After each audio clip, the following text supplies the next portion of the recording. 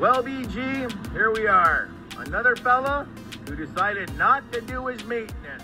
Sometimes in boating, there are things we just decide not to do, and we wind up paying the price when we decide not to do them, just like some of the things we'll experience in this week's episode of Boneheaded Boaters of the Week. And kind of like this guy decided not to. He decided not to wear the safety kill switch lanyard while he was out offshore fishing, and unfortunately for him, he wound up going overboard while the boat decided to continue on right onto the beach. Fortunately, they were able to find the guy after he was out there treading water for over 4 hours, but this is just one of the many things as boaters that we can easily forget, such as this one as well. When you get out there and get ready to tow that boat, but you forget to go ahead and hook up the safety chains just in case something winds up going wrong. And I bet there's a little bit more than the safety chains that probably weren't hooked up on this one.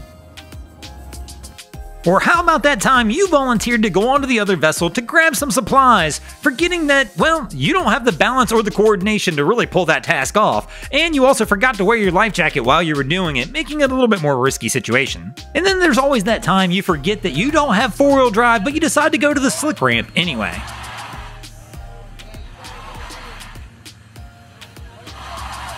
Then, of course, there's always one of my favorite mistakes we make in boating. We invite that friend out on the boat with us. He begs us to drive the boat, tells us that he's been driving boats for years, but then you always forget that he's half full of it.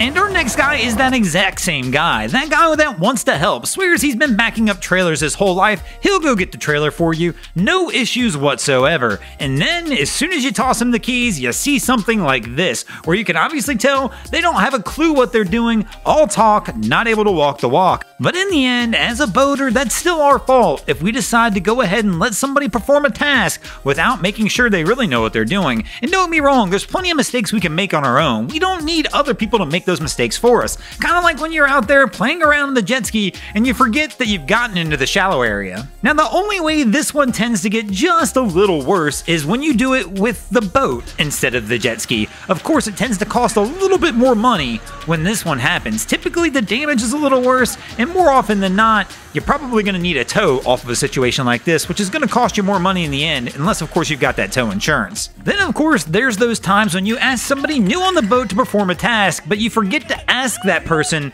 if they've ever performed that task before. And then another one is sometimes we get a little excited on the boat. We finally get out, get a nice beautiful boating day. We work our way out over toward the sandbar, decide it's time to go ahead, jump in the water, cool off and enjoy ourselves. Well, the problem is we forgot to drop the anchor, we forgot to turn the motor off, we forgot we weren't wearing the safety kill switch lanyard, which all leads to a scene like we see right here, where after you've jumped off, you're trying to crawl your way back onto the boat to go ahead and take care of all the tasks you forgot to do. Now, if we've established anything so far in this video, really, we've established that there's a lot that goes into boating. It's not as simple as just going down there, putting a key in the ignition, turning the boat on, and rolling. There's really a lot of things you have to remember, and one of the biggest ways you can do that is go ahead and make yourself a checklist.